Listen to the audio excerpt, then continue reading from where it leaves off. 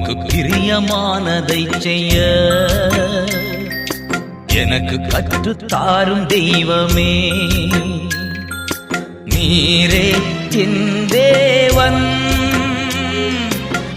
நல்ல பரிசுத்த ஆவியானவர் செம்மையான வழியிலே நடத்த வேண்டுமே, செம்மையான வழியிலே நடத்த வேண்டுமே. மேக ஸ்தம்பமே, அக்கினி ஸ்தம்பமே, தேற்றும் தெய்வமே, துணையாளரே. மேக ஸ்தம்பமே, அக்கினி ஸ்தம்பமே, தேற்றும் தெய்வமே, துணையாளரே.